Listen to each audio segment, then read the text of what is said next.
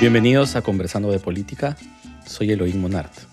Este es un podcast que es parte de la red de contenidos de Jacob Shapiro Podcast. Quiero comenzar con una breve aclaración para quienes nos escuchan. Esta vez no voy a entrevistar a nadie, sino que quisiera iniciar una conversación con ustedes a partir de un comentario que di recientemente en el marco de una iniciativa llamada Pulso Latino, organizada por los Rotary Peace Fellows en América Latina. Lo que comparto aquí es una versión condensada de esas reflexiones y conclusiones, muchas de ellas basadas en ideas previamente compartidas con expertos en este y otros podcasts, entre ellos Juan Agulló, Adam Ratzlaff, Facundo Robles y el propio Jacob Shapiro. Si bien es cierto, además, que hoy existe una preocupación muy concreta sobre la relación entre América Latina y Estados Unidos por la captura de Nicolás Maduro en Venezuela por parte de los estadounidenses, lo que me interesa ofrecer aquí es una mirada más amplia en el tiempo y en el espacio sobre la relación justamente entre Estados Unidos y América Latina a partir de este evento.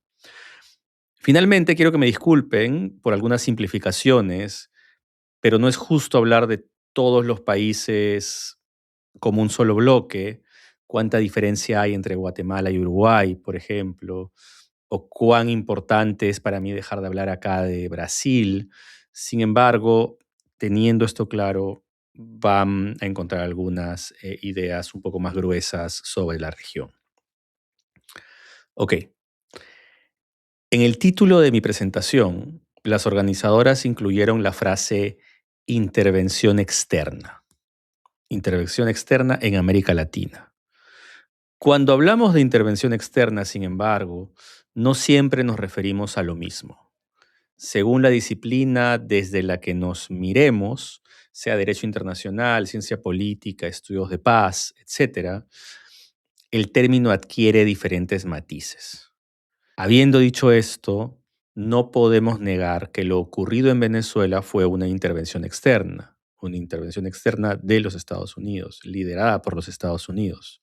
Sin embargo, lo que genera debate no es solo el hecho en sí, sino sus características y, lo más importante, sus consecuencias. Por ejemplo, su alineación o alineamiento con el derecho internacional, la naturaleza del régimen venezolano y lo que todo esto supone para la relación con los Estados Unidos o la relación de los Estados Unidos con la región. Y es en este último punto donde quiero detenerme un momento. Desde sus orígenes republicanos, debemos entender, Estados Unidos ha mirado a América Latina siempre con una mezcla de cercanía y desconfianza. Durante las guerras de independencia latinoamericanas existía un temor explícito de los Estados Unidos a que la región cayera en el desorden o incluso en nuevas formas de monarquía. La idea de vecinos problemáticos aparece desde entonces, muy temprano, ante el temor de que este desorden, este caudillismo y estas monarquías atenten contra la soberanía o lo que ellos entendían como el orden de los Estados Unidos. Entonces, hace ya 200 años, cuando muchos de nuestros países comenzaban a emanciparse de España, principalmente, Estados Unidos, a través de la doctrina Monroe, se adjudica la autoridad de proteger el hemisferio en sus términos, especialmente para evitar que otras potencias globales ejerzan control sobre este hemisferio, el hemisferio americano. De ahí es de donde nace la noción hoy día tan recurrente de patio trasero. En contraste, es decir, si miramos no del norte hacia el sur, sino del sur hacia el norte, Simón Bolívar inicialmente vio a Estados Unidos quizás como un referente de liberación, es decir, como un país que es capaz de liberarse de las monarquías y el imperialismo, pero fue entendiendo con el tiempo que Estados Unidos no buscaba una comunidad de iguales con América Latina. Su respuesta fue apostar por la integración latinoamericana entonces, como forma de autonomía y además de defensa colectiva. La integración era la forma de hacer frente a este gigante, a los Estados Unidos, que además tenía su propia forma de integración federal en este caso. Desde entonces, podemos decir, y este es uno de mis principales argumentos, la historia de la geopolítica de América Latina transcurre bajo la sombra de esta tensión. La hegemonía estadounidense, por un lado, versus la integración regional. E incluso buena parte de las ideologías que han gobernado nuestros países o que han hecho propuestas sobre cómo nuestros países deben desarrollarse, suelen tener en esta tensión también sus soluciones, ya sea en la relación con los Estados Unidos o en la integración regional y cómo estos entran en conflicto. En el fondo, entonces, muchas de las preguntas que nos hacemos hoy, incluidas las que rodean el caso venezolano, siguen formulándose en este mismo marco. ¿Estamos permitiendo que Estados Unidos domine la región? ¿En qué términos? ¿O qué estamos haciendo para poder integrarnos regionalmente y hacer frente a este gigante, a este poder? La historia de las intervenciones estadounidenses en la región ha sido larga y en buena medida desconocida, desde la guerra con México, la expansión territorial en el siglo XIX, hasta las intervenciones directas del siglo XX. Podemos pensar en Cuba, la relación que tiene con Cuba, podemos pensar en Panamá, ni qué decir Guatemala, otros países centroamericanos. Y así podemos identificar que en el siglo más bien Estados Unidos se caracterizó por apoyar golpes de Estado y dictaduras y derrocamientos en Centroamérica y Sudamérica. Sin embargo, en los últimos 50 años, cuando Estados Unidos consolida su poder eh, global, su hegemonía global durante y después de la Guerra Fría, amplía su repertorio de poder. Al poder duro tradicional, como la fuerza militar o las sanciones económicas, se suma el poder blando, que busca influir a través de la cultura, los valores y la ayuda al desarrollo incluso. La democracia y los derechos humanos pasan a ocupar un lugar central en el discurso, quizás con culpa, qué sé yo, y una de las herramientas claves de ese orden, de ese nuevo orden, de esa nueva relación con América Latina en particular, fue la Agencia para el Desarrollo Internacional, USAID, hoy ya inexistente. Durante sus 50 años de existencia, quizás un poco más, formó parte de un entramado más amplio de poder blando, junto con Naciones Unidas, el Banco Mundial, el Sistema Internacional de Desarrollo, que privilegió, y acá la palabra clave es importante, otro tipo de intervenciones externas, aquellas que se legitimaban por sus fines, se insertaban en las reglas multilaterales y se justificaban en derechos. Incluso la tan citada responsabilidad de proteger, que algunos, desde mi punto de vista equivocadamente, han apelado durante lo ocurrido entre Estados Unidos y Venezuela, tiene que ver con esta idea de que hay formas legítimas de intervención. Pero la responsabilidad para proteger, para ser preciso, implicaba un acuerdo multilateral y no una decisión unilateral de un país. Y aquí vale una nota al pie. Muchos de quienes hemos trabajado en desarrollo internacional hemos caído también en la tentación o en la facilidad o en la moda de llamar a nuestros proyectos intervenciones. En este sentido, en sentido estricto, lo eran, con otro lenguaje, con otra lógica, pero lo eran. Esto como ejemplo de que las intervenciones han estado siempre permeando nuestro territorio, incluso nuestro lenguaje cotidiano, cuando hablamos, por ejemplo, del desarrollo internacional como poder blando. Pero entonces eso quiere decir que la relación con los Estados Unidos, incluso con estos fines legítimos aceptados por países soberanos, nunca fue una relación horizontal.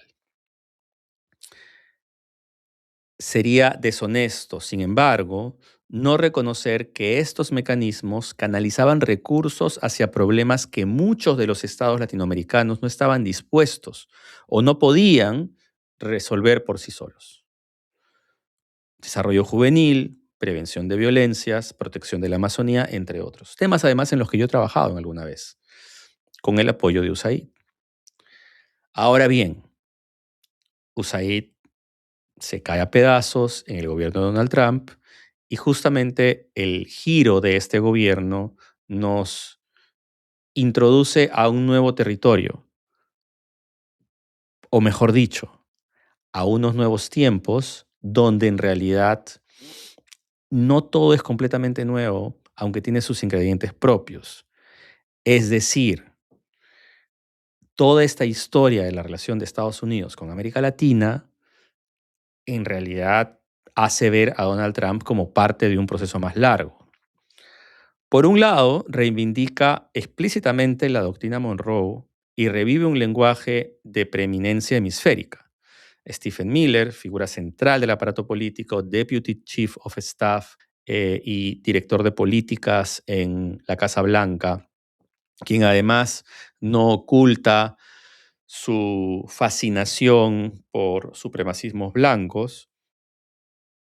Stephen Miller ha utilizado una retórica de patio trasero y ha retratado a los inmigrantes latinoamericanos como invasores y criminales. En ese imaginario, sentado en la Casa Blanca, los latinoamericanos somos los bárbaros que vienen desde afuera a invadir. Por otro lado, se abandona el soft power como eje central de la política, se abandona el soft power y se retorna al hard power, es decir, se abandona el poder blando, ese que está basado en valores, en la cultura, en las ideas, y se transfiere nuevamente hacia el poder duro, el poder militar, el poder transaccional del dinero. Eso lo podemos ver con la forma como se extrajo a Nicolás Maduro o también con el chantaje que Trump hace a algunos países con los aranceles. A eso se suma el desprecio por los organismos internacionales, el debilitamiento del derecho internacional y la fuerza bruta entonces como primera forma de ejercicio del poder. En este contexto, el orden mundial que muchos aprendimos en la universidad, especialmente aquellos que estudiamos políticas de desarrollo internacional, como es mi caso, el orden mundial que aprendimos en la universidad se desmorona ante nuestros ojos. Vale preguntarnos entonces, si vemos la otra cara de la moneda, ¿qué pasó con el sueño de Bolívar? La historia muestra que América Latina vivió, tal como anticipaban algunos fundadores estadounidenses, una ebullición de caudillos militares y civiles a lo largo de sus 2 siglos de vida republicana. A eso se suman las guerrillas revolucionarias, los conflictos armados, la pobreza y la desigualdad estructural. Tanta sangre derramada, además, por esas guerrillas y por esos conflictos. Y no olvidemos algo. La región incluso fue pionera en la elección democrática de muchos de estos caudillos. La combinación de populismo, autoritarismo y personalismo político ha sido un motor y motivo en la desintegración regional, en un contexto marcado por profundas divisiones ideológicas, porque lo que quizás más divide a los países en América Latina es estas corrientes de izquierda y de derecha que sus gobernantes embanderan.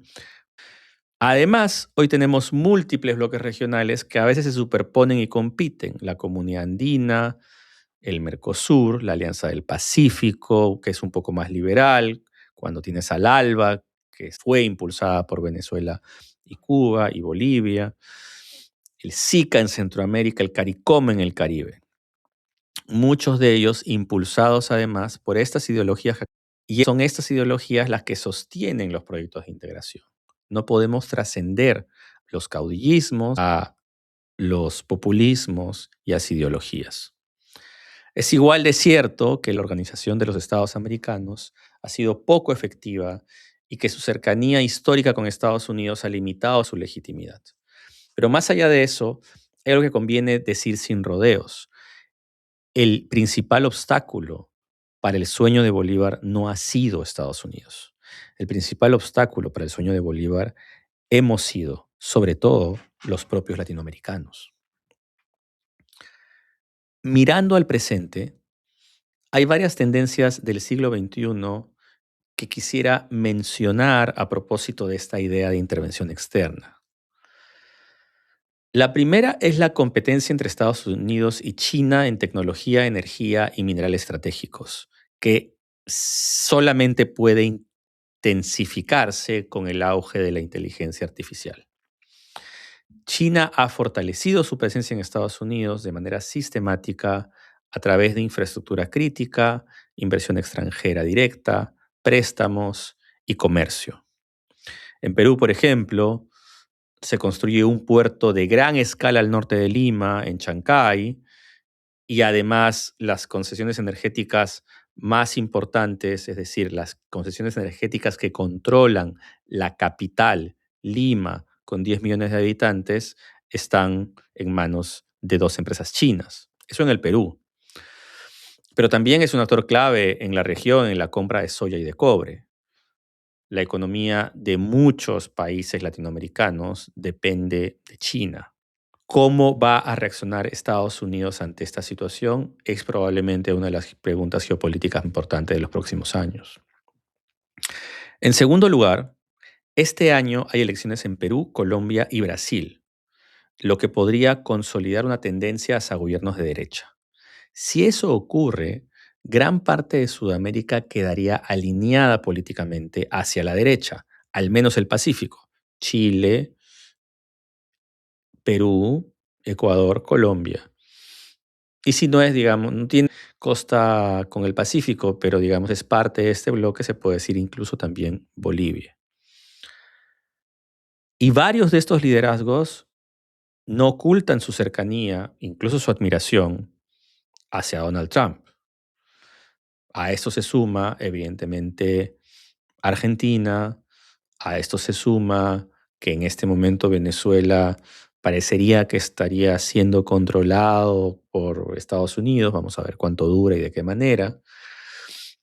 Y la gran incógnita que es Brasil, pero Brasil, digamos, puede funcionar o no en esta ecuación, o queda aislado o se suma siendo un país tan grande además. Pero creo que en cualquiera de los escenarios mantendrá su autonomía. Volviendo entonces a la integración sudamericana, quizás Trump logre, aunque con fines muy distintos, lo que Bolívar imaginó, es decir, una Sudamérica cohesionada, integrada.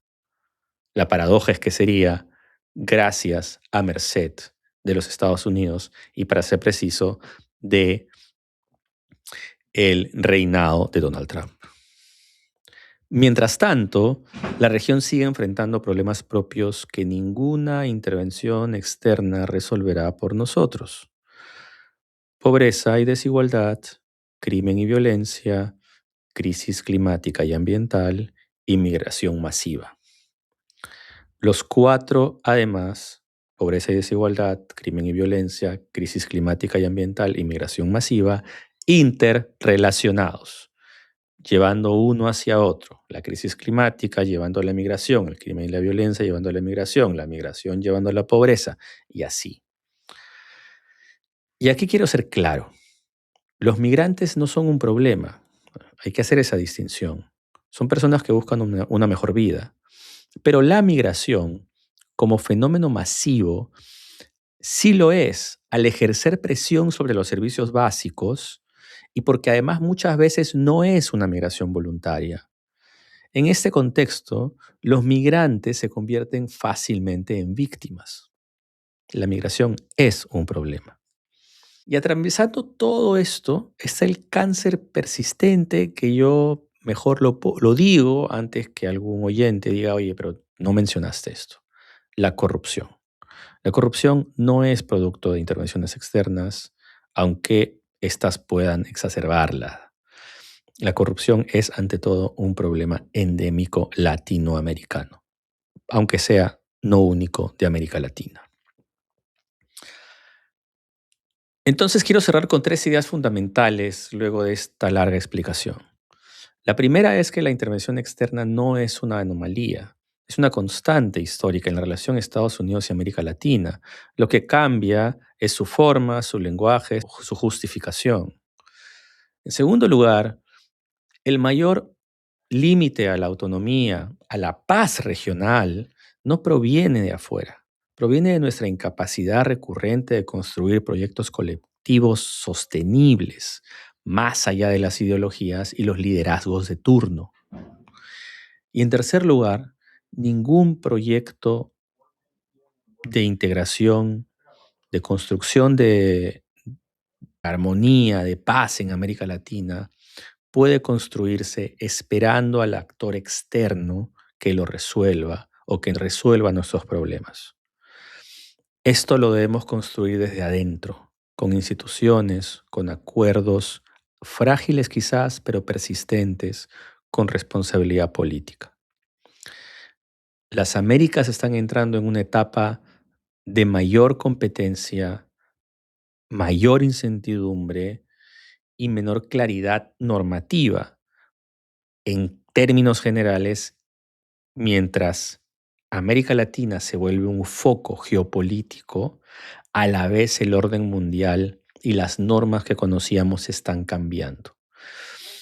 Debemos entender esta transición sin nostalgia, pero a la vez teniendo una clara memoria histórica de entender de dónde venimos y cómo ha sido la relación con Estados Unidos, que nunca, jamás ha sido, y no creo que sea, al menos en el corto y mediano plazo, horizontal. Entender esto, entender estos puntos, es quizás la condición que tenemos los latinoamericanos como premisa para no repetir una vez más los mismos errores.